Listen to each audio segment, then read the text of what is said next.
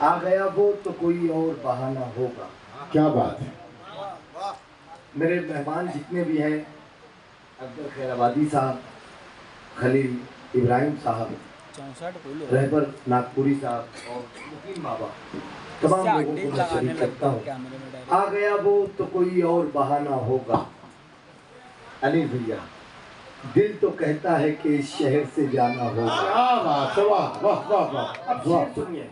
आ गया वो तो कोई और बहाना होगा, दिल तो कहता है कि इस शहर से जाना होगा, बस मेरे बच्चों के होठों पे हंसी आने तक, बस मेरे बच्चों के होठों पे हंसी आने तक जिंदगी तुझको मेरा साथ निभाना है। हाय हाय हाय, बस मेरे बच्चों के। देखिए, ये अल्लाह का वादा है, दिया हुआ माल वापिस होता है। बस मेरे बच्चों के होठों पे हंसी आने तक जिंदगी तुझको मेरा साथ निभाना होगा। या तो बहकने वाली या बहकाने वाली हो, या तो बहकने वाली या बहकाने वाली हो, एक सिफत तो मुझ में भी मैं खाने वाली हो। क्या बात, बहुत अच्छे बहुत अच्छे। अब अगर आप सुने तो 2-3 मिनट अच्छे से जो मैं मुशायरों में नहीं पढ़ता। या तो बहकने वाली या बहकाने वाली हो। मेरे 3 बेटियां हैं, अल्लाह का शुक्र है, बहुत हरा भरा रहता हूँ मैं उनके लिए एक शेर पढ़ता हूँ। या तो बहकने वाली या बहकाने वाली हो, एक सिफत तो मुझ में भी मैं खाने वाली हो, उसको अपने गुलदानों से दूर रखूंगा मैं, उसको अपने गुलदानों से दूर रखूंगा मैं, वही हवा जो फूलों को मुरझाने वाली हो। क्या बात है भाई, बहुत अच्छे बहुत अच्छे इरशाद। जिंदाबाद जिंदाबाद जिंदाबाद। उसको अपने गुलदानों से दूर रखूंगा मैं, वही हवा जो फूलों को मुरझाने वाली हो, फिर अपने लहजे से उदासी क्यों नहीं टपकेगी।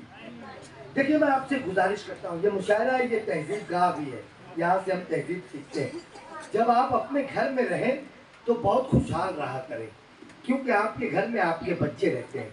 आपकी तबीयत का असर सबसे पहले आपके बच्चों पे पड़ता है। मैं शेर बनाता हूँ गजल का। खुश रहा करें। अगर आपको कोई ऐसी फीलिंग भी है कि आपको गुस्सा आ रहा है या कुछ ऐसा है, तो आप अपने घर की दीवार से, आंगन से बाहर उस हालत में रहें। घर के अंदर बस आपको खुश रहना है, क्योंकि आपकी उस कैफियत का असर बच्चों पे फौरी तौर पे पड़ता है।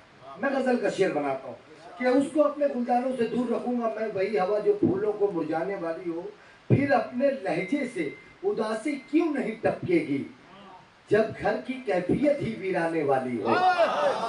फिर अपने लहजे से उदासी क्यों नहीं टपकेगी, जब घर की कैफियत ही वीराने वाली हो। और मेरे कुछ नौजवान दोस्त यहाँ बैठे हैं, रात भर इंतजार किया उन्होंने, एक शेर उनके लिए पढ़ता हूँ कि जब घर की कैफियत ही वीराने वाली हो, उस लम्हे की लज्जत को ही दुनिया कहते हैं, उस लम्हे की लज्जत को ही दुनिया कहते हैं, जब एक लड़की वादा करके आने वाली हो। अल्लाह के रसूल ने कहा कि दुनिया से बचा जाए, इससे अपने दामन को बचा जाए। उस लम्हे की लज्जत को ही दुनिया कहते हैं, जब एक लड़की वादा करके आने वाली। और खालिस गजल का शेर कि ऐसी साथ आए जब मैं नूर में गुस्ल करूं, क्या कहना, ऐसी साथ आए जब मैं नूर में गुस्ल करूं, ऐसी ठंडक हो जो आग लगाने वाली हो। बहुत अच्छे बहुत अच्छे। ऐसी साथ आए जब मैं नूर में हुस्न करूं, ऐसी ठंडक हो जो आग लगाने। एक 2-3 शेर भाई फैसल की फरमाइश है, तेजी से देता हूं।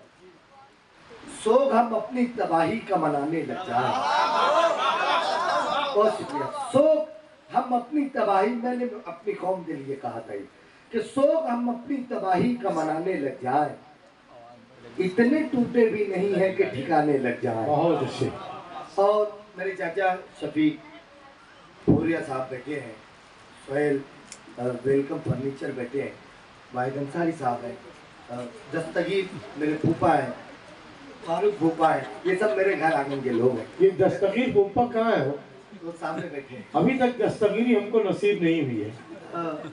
मैं मेरे अपने जो घर आंगन के लोग हैं, मैं इनका बहुत शुक्रगुजार हूँ, क्योंकि मेरे बड़ों ने मेरी तरबियत की। अगर मैं आज इस मुल्क हिंदुस्तान में कहीं भी एक रत्ती बराबर भी हूँ और कोई मुझे इज्जत देता है, तो मुझे मेरे बड़ों की शफकत याद आती है। तो मैं इनका शुक्रिया अदा करता हूँ। इनके लिए एक शेर पढ़ता हूँ, इनके कदमों में एक शेर रखता हूँ कि सोग हम अपनी तबाही का मनाने लग जाए, इतने टूटे भी नहीं है कि ठिकाने लग जाए, इसलिए खुद को तेरे दर से जुड़ा रखा है, कम से कम इश्क के आदाब तो आने लग जाए।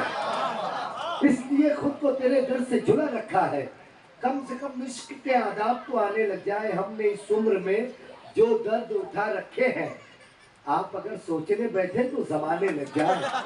हमने इस उम्र में जो दर्द उठा रखे हैं, आप अगर सोचने बैठे तो जमाने लग जाए।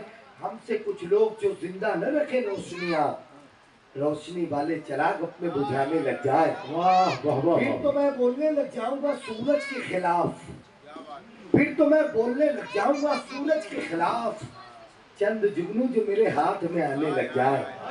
और ये आखिरी मक्ता, ये मक्ता इसमें मैंने शौकी की है, तो ये मेरे दोस्तों को पसंद आती है। ये गजल मैंने बहुत, मैं समझता हूँ कि 10-12 साल पुरानी गजल है।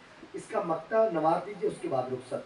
सोग हम अपनी तबाही को मनाने लग जाए, इतने टूटे भी नहीं है कि ठिकाने लग जाए, इसलिए खुद को तेरे दर से जुड़ा रखा है, कम से कम इश्क के आदाब तो आने लग जाए। फिर तो मैं बोलने लग जाऊंगा सूरज के खिलाफ, चंद जुगनू जो मेरे हाथ में आने लग जाए। हमने इस उम्र में जो दर्द उठा रखे हैं, आप अगर सोचने बैठे तो जमाने लग जाए। हमसे कुछ लोग जो जिंदा न रखें रोशनियां, रोशनी वाले चिराग अपने बुझाने लग जाए। तूने इरशाद की उल्फत का भरम तोड़ा है, तूने इरशाद की उल्फत का भरम तोड़ा है, जा तेरे पीछे कई और दीवाने लग जाए। बहुत अच्छे शब्द।